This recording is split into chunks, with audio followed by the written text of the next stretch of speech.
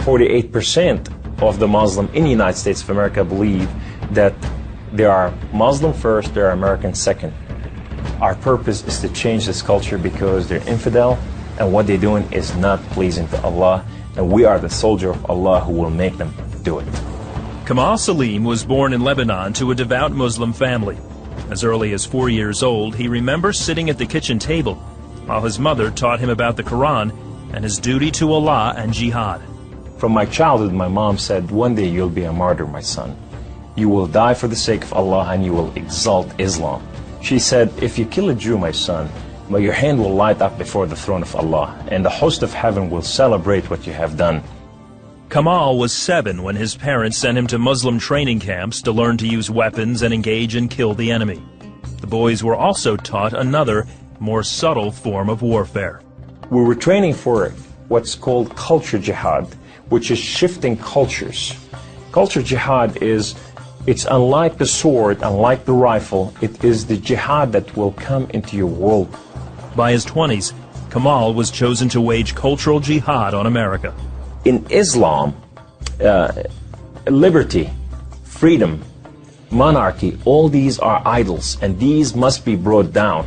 So the liberty that you have in the United States of America, it's anti-Islam. So America must be changed. So I moved to the Bible Belt specifically. The Bible Belt was the strongest of strongest. That's where the stout Christians are. And I want to take on the best of the best because I considered myself as a sword of Islam. I thought I'm anointed, I'm unique, I'm selected. I'm coming to a country and a culture to change it, and I have the power of Allah with me. In the early 1980s, Kamal entrenched himself in a small Midwestern town. He began targeting men from poor neighborhoods to recruit them to the Muslim faith. But one afternoon, his life would be in the hands of those he hated the most.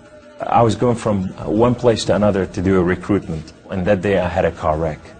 The car wreck was so severe, I ejected out of my car, landed on my neck, broke my neck in 2 places.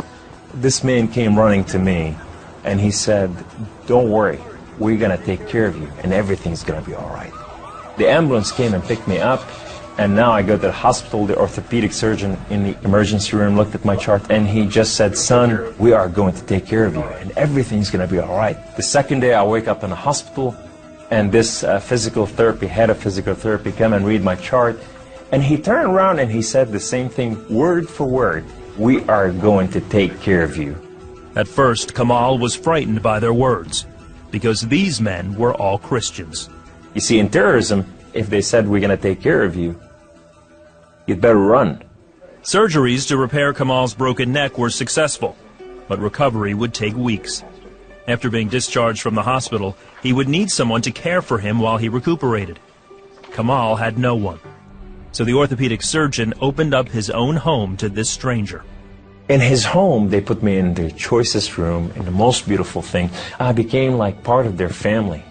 They didn't see me any different, and now they have a basket set for Kamal. They put in money to free my bills from the hospitals. Kamal was overwhelmed with the outpouring of Christian love. As he recovered, he began to help out around the house with cooking and cleaning.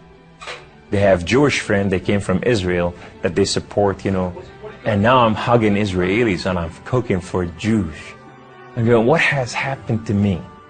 When Kamal was able to take care of himself and return to his apartment, the doctor had another surprise for him. He said, this is the keys to the house, and here's an extra key, this is your new car. We just want to bless you. You can come anytime you want. So I go to my home, and I go to my cold place that I haven't been there in months, and the dust is this thick.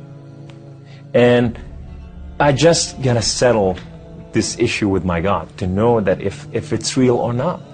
So I walk inside, I shut the door, I go right in the eastern window, and I fall on my knees, and I put my hands to the heavens, and I cry up to my God.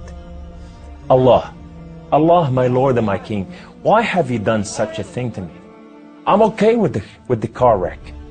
I'm okay with all this, but why did you put me among Christians? I'm confused. These Christians and Jews, they're good people. There's nothing wrong with them. They don't want to kill us. They're not the same thing that I learned about them. Allah, these people have relationship with their God. These people, they cry out to the God and they answer them. I want to hear your voice. I want to hear you love me. If you're real, speak to me. I want to hear your voice. Guess what Allah said that day? Absolutely nothing. Kamal felt that because he questioned his faith, the honorable thing to do was to end his own life. So I went to reach out my guns and put it in the right place and clock out. I heard the voice. The voice knew me by name. He said, Kamal, Kamal, Kamal, why don't you call on God of Father Abraham and Isaac and Jacob? And now I fell on my knees and I put my hands to the heavens immediately as I heard the voice. And I cried out with every fiber within me, God of Father Abraham, if you are real, will you speak to me? God of Father Abraham, if you are real, I want to know you. Well, God of Father Abraham came to the room, and he filled the room with his glory. And his name was Yahweh. The Lord is one. In his hand, he has holes in his hand. He has holes in his feet. His name is Jesus.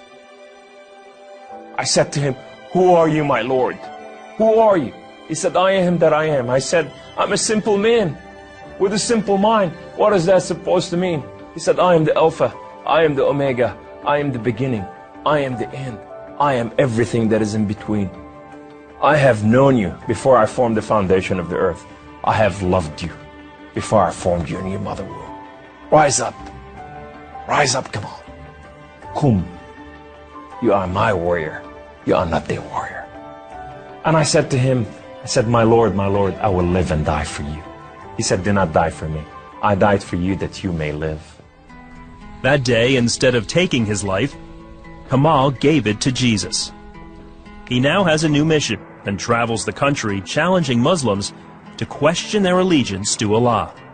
My heart desire is to reach out for my brothers and sisters, the Muslim out there, 1.5 billion Muslim, that they are living out there and they have not tasted the freedom, and that freedom in God. It's been over 20 years since Kamal left the Islamic faith, and even threats of violence and death cannot stop him from sharing his story. He is real. You know, and if you never experienced God before in your life, if you never tasted God, and if you think you got nothing to lose, when you're sitting in your home, whether you're a Muslim or a non-Muslim or a non-Christian or whatever you are, say, call on God of Father Abraham and Isaac and Jacob, and you say, if you are real, speak to me, I want to hear your voice.